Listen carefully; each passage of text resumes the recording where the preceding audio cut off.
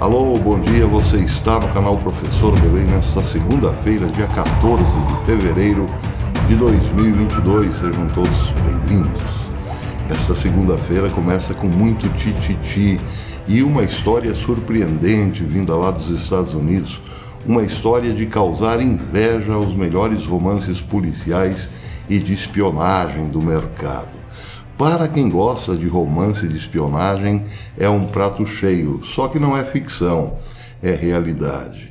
O presidente Donald Trump foi espionado pelo governo Obama e também pela candidata do Partido Democrata Hillary Clinton. Quando Donald Trump assumiu, ele teve que enfrentar imediatamente uma investigação feroz por parte do procurador de Nova York, o senhor Robert Mueller, que levou 3 anos e meio. Mueller, usando um relatório do FBI, procurou incriminar Donald Trump por uma suposta ligação, um suposto conluio com a Rússia, para desacreditar a campanha de Hillary Clinton, ainda na campanha. Ou seja, o FBI tinha, sim, uma investigação procurando as ligações, as supostas ligações perigosas de Donald Trump com Vladimir Putin. Era apenas um relatório que não apontava ou não chegava a uma conclusão, mas serviu para o procurador de Nova York, o senhor Mueller, atravessar várias vezes o oceano em direção à Europa para buscar colher provas, e lá encontrou, por parte de um ex-agente do serviço secreto inglês, um dossiê emitido pela própria KGB lá na Rússia, que estava de posse de antigos ou de velhos espiões russos, mostrando que sim, havia uma relação estranha entre Putin e Donald Trump. Havia inclusive um relatório provando uma certa ligação de Donald Trump, ainda candidato, com o então presidente, com Vladimir Putin, presidente da Rússia, mostrando que havia possibilidade, sim, de que os e-mails de Hillary Clinton estavam todos comprometidos ou comprometiam com acordos entre a família Clinton e alguns grupos russos que trabalhavam sobre materiais radiativos e assim por diante. Uma história bastante confusa, mas bastou para que Robert Mueller gastasse 3 anos e meio e muito dinheiro do contribuinte para incriminar a Donald Trump. Não conseguiu. O relatório final de Robert Mueller, que foi passado para William Barr, então investigador-chefe, ou melhor, procurador-geral dos Estados Unidos, sem provar, enfim, sem incriminar Donald Trump. William Barr divulgou o relatório isentando Donald Trump de qualquer possível conluio com a Rússia. Ponto final. Só que havia outra história nessa história. William Barr, que deixaria o seu posto de procurador-geral dos Estados Unidos em 2020, nomeou, antes de sair de cena, outro procurador, o senhor John Durham, nomeou como procurador especial para investigar aquilo que William Barr já havia investigado, ou melhor, aquilo que Robert Mueller, melhor dizendo, já havia investigado, os fartos documentos do FBI contra Donald Trump. Pois bem, este senhor, John Durham, investigou de modo quieto, como fazem os mineiros, e acabou divulgando na semana passada algo surpreendente para a turma democrata. A vítima na história fora o tempo todo, ou teria sido o tempo todo, o próprio Donald Trump. O seu relatório, colhido de fartas informações do FBI, provaram que Hillary Clinton contratou uma equipe de espionagem para infiltrar-se na Trump Tower e espionar o então candidato Donald Trump. Mas depois, uma vez eleito, essa mesma equipe infiltrou-se na Casa Branca, com colaboração de servidores públicos, para espionar o então presidente Donald Trump. Ou seja, a coisa inverteu-se totalmente. O relatório do senhor John Durham está aí. E a esquerda, claro, desesperada, diz que não tem nada a ver, não é nada disso. Seja como for, Donald Trump está furiosíssimo. Ele chegou a dizer no sábado o seguinte: este é um escândalo, a espionagem sobre ele enquanto candidato e depois como presidente. Este é um escândalo muito maior em escopo e magnitude do que o caso Watergate. Watergate foi o escândalo que acabou derrubando Richard Nixon, presidente norte-americano, republicano, do poder nos anos 70. E aqueles que estavam envolvidos e sabiam sobre essa operação de espionagem deveriam ser processados criminalmente, disse Trump, mas ele disse mais, presta atenção, em um período de tempo mais forte em nosso país, esse crime seria punível com a morte. Além disso, as reparações devem ser pagas àqueles em nosso país que foram prejudicados por isso, ou seja, ele e praticamente toda a sua equipe. Uma indenização, já que pena de morte para esse caso Donald Trump não conseguiria.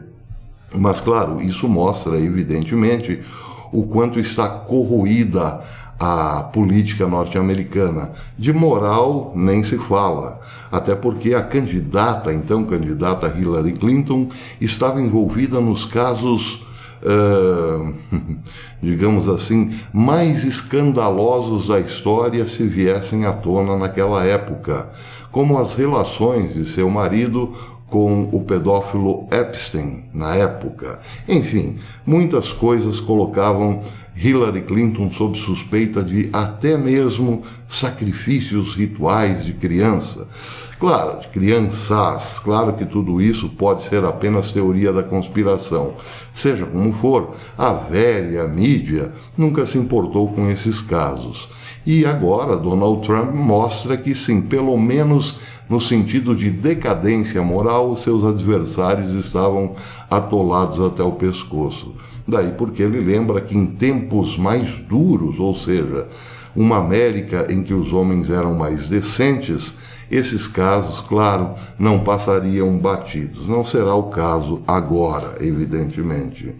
Outra declaração forte foi do CEO do grupo da organização Trump, o senhor David Nunes, diz o seguinte: operadores pagos por democratas hackearam ilegalmente as comunicações de seus oponentes políticos durante uma campanha presidencial e depois fizeram isso novamente com um presidente. Ele se refere a Donald Trump, candidato e depois presidente, em exercício e funcionários da Casa Branca.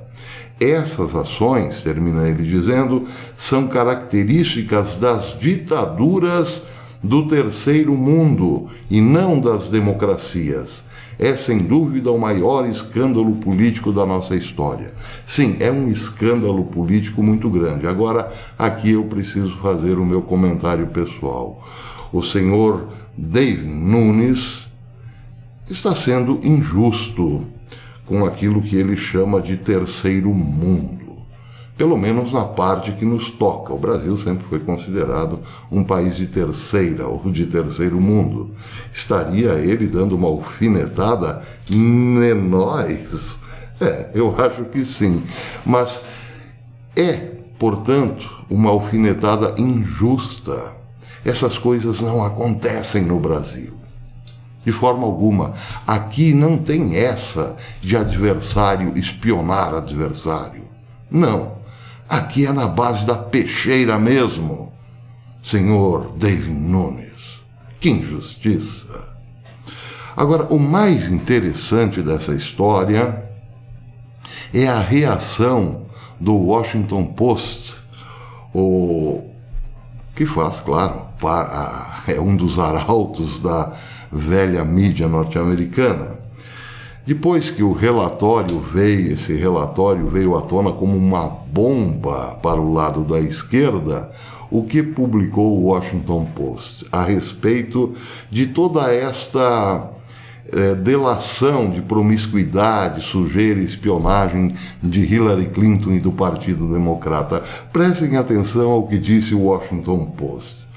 A revisão do procurador especial John Durham da investigação do FBI sobre uma possível coordenação, melhor dizendo, entre a campanha presidencial de Donald Trump em 2016 e o governo russo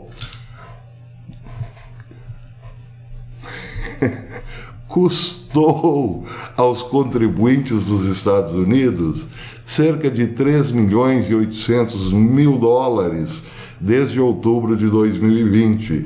Isso de acordo com um relatório do Departamento de Justiça, divulgado na quarta-feira da semana passada. Que interessante.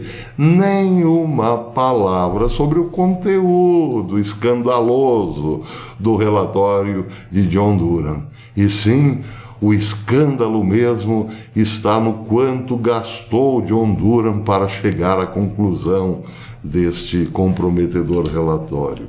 Mas segue nesta mesma balada. O Washington Post diz o seguinte: de abril a setembro, Durham relatou uma conta de cerca de 2.360.000 dólares, incluindo cerca de 1.890.000 dólares que sua equipe gastou e cerca de 471.000 registrados por outros escritórios do Departamento de Justiça como apoio ao seu trabalho.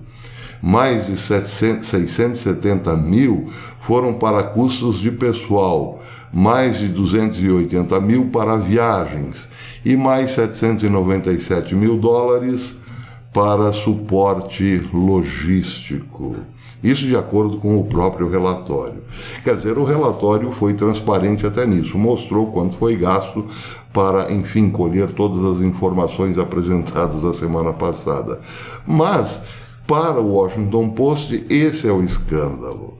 O que eles querem dizer? Que deveria ter saído de grátis? Bem, de grátis não haveria relatório, não é mesmo?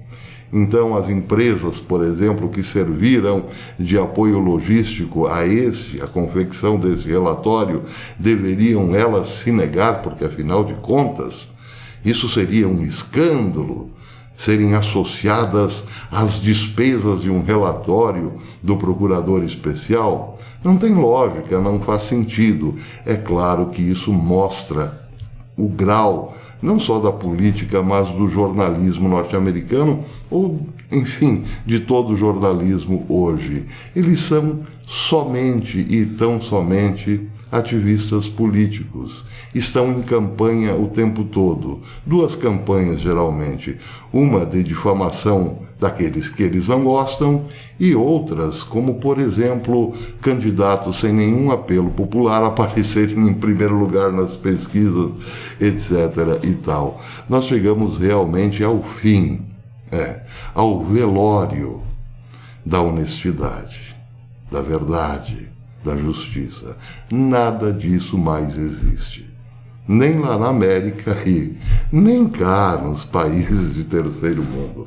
Agora, repito, não cometam a injustiça de comparar tudo isso que está acontecendo na América com o que acontece no Brasil. Aqui, a coisa é na base da faca. Quer ver a fera ferida? Olha pra isso! De parecido, apenas a impunidade. Até depois.